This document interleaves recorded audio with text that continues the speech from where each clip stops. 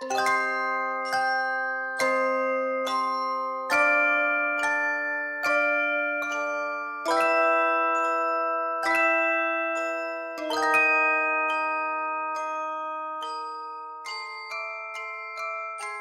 cellar door. That's beautiful, man. Or like a medieval door. A door you would look at and think there's wine or cheese back there. As you take in all of the sturdy door, you notice off to one side a variation in the wood. Oh, a tiny door, man. A door within a door. How adorable. You see the tiny handle and pull that open, bending over to look through the child-sized door that you just found.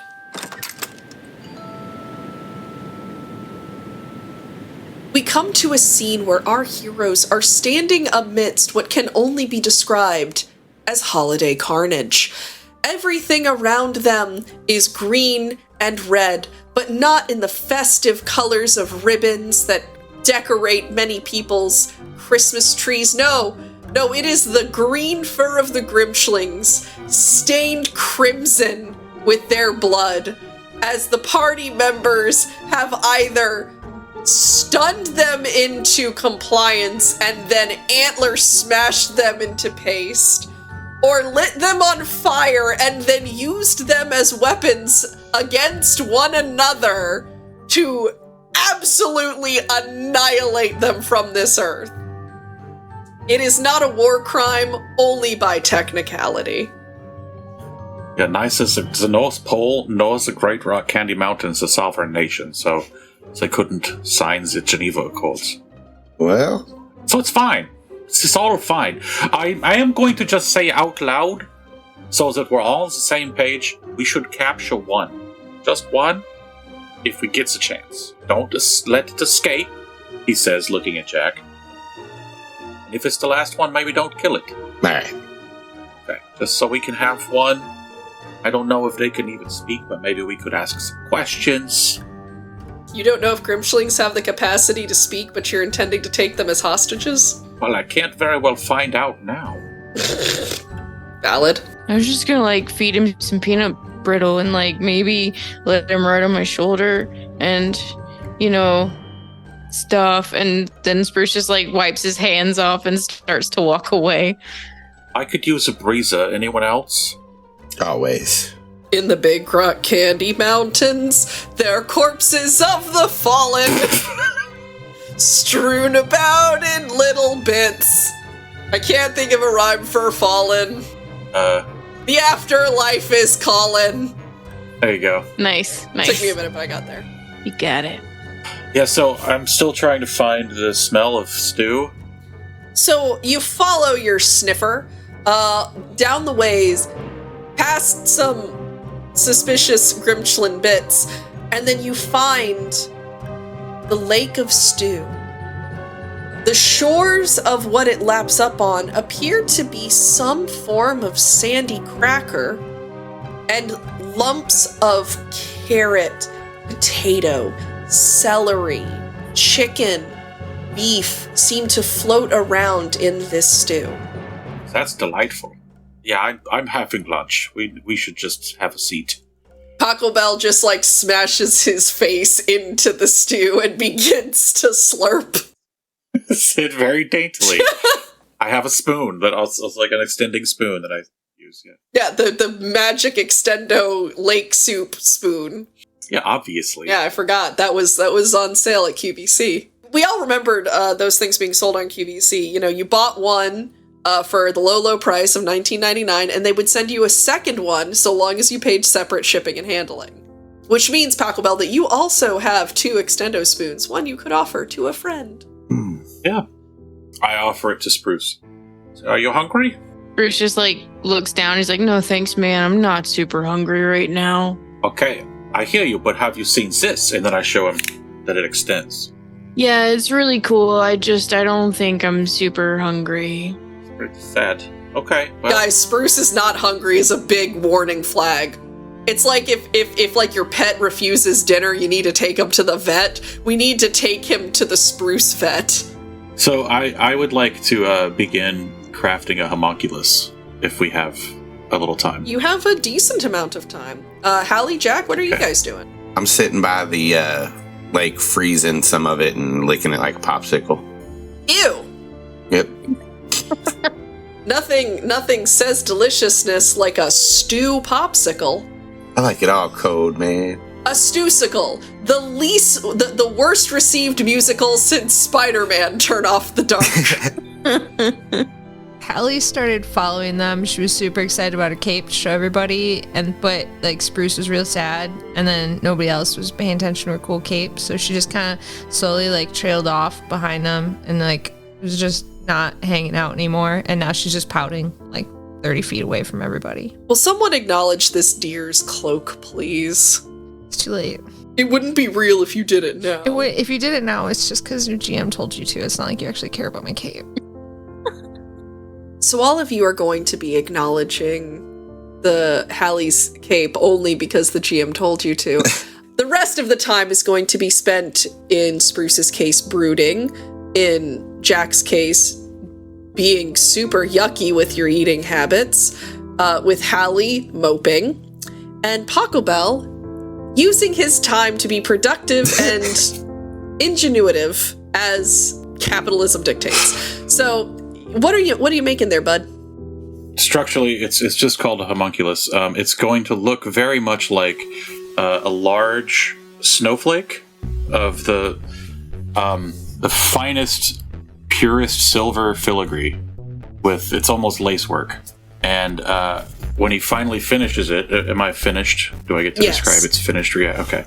And he kind of holds his palm out. It just sort of floats and spins very lazily in the air. And then he asks for Halley to come over. Yeah, she'll slowly get up, really dramatically, plod over there, head low, kicking sandy cookie dust crumbs as she comes. So I've decided to make this. I haven't given it any kind of a name yet, so that will be your job. But I think that it should fit okay. And then he kind of like positions it over her back, and the snowflake opens up. Many lace filigree parts come out and sort of wrap around under the scintillating cloak, like tinsel. It looks like tinsel. And then there's two little snowflake things on the side, just sort of off to the side. So as soon as you give it a name, it should work. Super shiny, awesome snowflake stuff. That's an amazing name. Okay, try flying again. It immediately, I think, upon being worn, casts Featherfall. So you'll feel weightless, and then whenever you try to fly, it has a fly speed of 30, and so it can carry you. I mean, she'll immediately give it a shot if you tell her to try flying. I mean, she would do that whether or not you had put this thing on her. She'll immediately try. So you take a running leap, and it is almost as if the air itself cradles you, lifting you up, supporting you throughout your core. You are able to prance through the air as you have seen your predecessors. You, for the first time, have been able to take flight. With one key difference. The snowflakes are basically jet propulsion, but with snowflakes. So much like your ancestors, except you're also Iron Man. A silent stream of snowflakes. Silent stream of snowflakes, that's if it as it were. So you are now Iron Venison. Jingle, jingle bells. Holy shit, here comes Iron Venison. Amazing. Tip your waiters, guys. I'll be here all week. Okay, so now you could fly. So that's great. You can tell her now she can fly. It's great. She's fucking gone flying, prancing through the air, causing a ruckus, going wow as she's going around, and then being like, Spruce is in, I can fly, Spruce. But you know, She's doing it. I will say, like, Spruce, if legit you're calling out Spruce's name, Spruce does look up and is like on his feet, jumping around. Yeah. All right, so she'll be super. She is calling out Spruce specifically, and when Spruce is then excited for her, then she will stop being annoying and mopey and just careen around for a while. This is Jack will clap too. delightfully wholesome. How many stew popsicles are on the ends of each of his fingers when he's clapping? Like bugles. I'm imagining him just like bugles, because his hands freeze it, so he just goes... He's already ate the pinky and the ring finger on the right hand, but he's still... What about the eatsy? Fucking neat!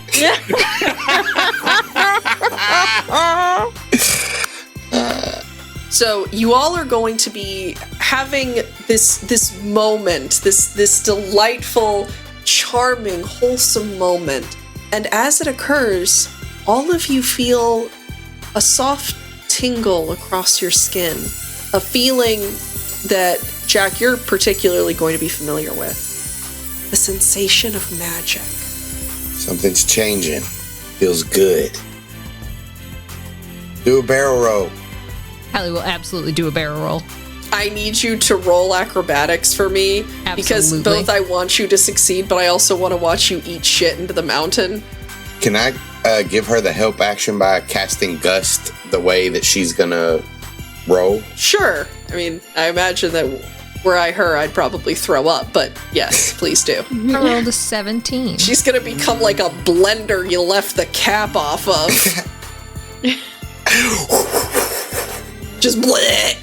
But she's going to succeed and perform an incredibly dexterous barrel roll before landing on all four hooves delicately and with pizzazz.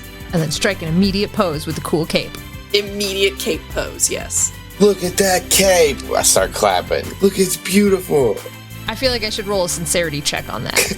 That would be insight. So you all have regrouped and gotten the benefits of a short rest. Had your stew and, in the case of Spruce, gotten over, or at least slightly processed, some kind of existential issue. What are you planning to do now? Okay, so we're gonna have to go and find some more of those Grinchlings, I think. Head towards wherever we find them, maybe, and then they'll have, hopefully there's more around wherever we have to go. They were all here near this soup lake. Should we go back the way we came or look around here more? I mean, there's only a few here. I'm thinking there might be many, many more where we have to go. I see. It takes you a little bit of time, but you're able to return to the path from whence you came.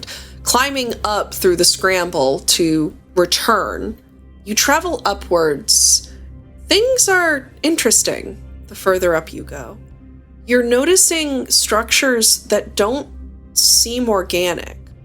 Ones that are too perfect, too square, too angled, too precise. Bits here and there that look almost like they must once have been buildings. You see, in parts here and there, tufts of discarded green fur that you're certain must have meant that Grinchlings had been through the area. You continue traveling, and you hear, in the distance, an increasing sound of more and more Grinchlings. As you travel, as you get closer to this horde, you hear an odd reoccurring sound. There is a sensation to it that feels wrong. Something that feels like it wants to be Christmas and fails. A sensation of a theft of this spirit, of this holiday. Halley, do you think you could fly over and give us any kind of account? Or positions? Absolutely. And she's going to try to take off again. All right.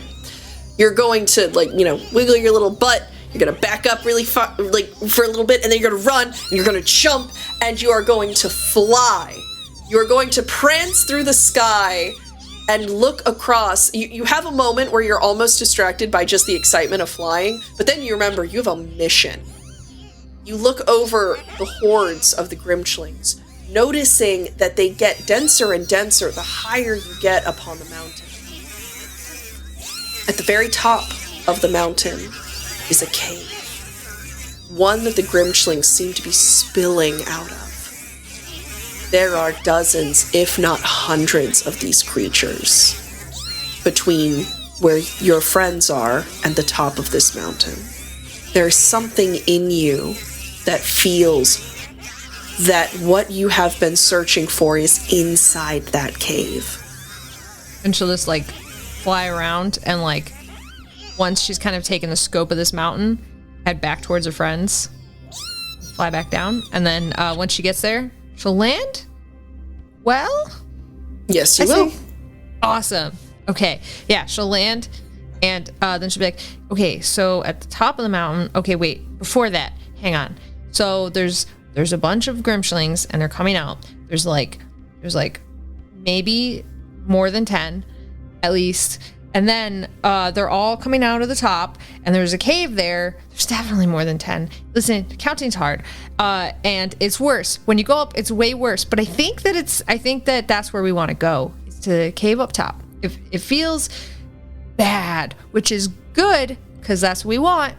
Could you see the ground between the Grimshlings? The ground? Could I see the ground? Yeah, the parts that they're standing on. Yeah. And then less. The more you go up, the less you can see the ground. It's kind of boring though. Okay. Just trying to get an understanding of how many of them there are, since the one thing I asked you to do, you didn't. No, there's like a lot. 100? There's like, that's one once you get up to like so if it was like, if we're talking like a herd, it's not like a super migration, but it's like a winter migration. Did it seem like there was more or less Grimshlings than elves in the workshop? Which workshop? Santa's. Oh, that's a big one. If there's like the amount that there would be like a month before Christmas. Okay. Oh. That's a lot. It's a lot, right? Yeah. Okay, I was wondering because, like, You haven't seen Santa's workshop. well, seen it. It's the inside of it, so you haven't been inside. No, not really. That's okay. It's listen, you're going to love it. There's all kinds of toys. Yeah, it's amazing. Oh, I do love That's where toys. the toys come from. There's more reindeer sometimes. Oh, Yeah, so a reindeer. Not more of him, though. And I point at Jack. Nope, just me. Just the one. There's Frosty. Plenty more of me, though. Lots of me. Whoa! Hang on, hold Not up. just like me, just other elves. Oh, Okay, for a second I thought you had a lot of twins, and I was upset that you didn't tell us about your brothers. Do you have any twins? I've told you about my family. Yeah. No, I don't have any brothers and sisters. I'll throw my arm around Pachelbel. You got one brother, man. Wow, it's very cold. Thank you. Yeah. You're cold too, man. No, I mean, I can't feel my shoulder. So, Halley, you're in particular going to feel this, but all of you will experience the sensation. There is that prickling feeling, that feeling of Christmas again. On top of that is a feeling of approval, like something is smiling upon you. Is anybody else feeling weird right now? Yeah, but like good weird, not like bad weird. Yeah, well, like fuzzy nice. Yeah. Yeah. Yeah, I had a foreman once, like 100 years ago. I thought or you so, just said you that didn't have once- any brothers. Now you have 4? For a foreman as a boss. He told me I was doing a good job on some toys. You had 4 bosses. I have more than that. That's a lot of bosses. That is a lot of bosses. That's why I left the shop, so I could go do other things. Joined the green sleeves. Inspiration. Anyways, it felt good. We should probably get a move on. I can take point. I don't see any way, Spruce, that we can get to the top of the mountain without hurting a lot more of the boys. There's a little, Super easy. You just fly over. yeah, but I don't think you can take us all. Do you want to try? You can always try. Okay. Who's first?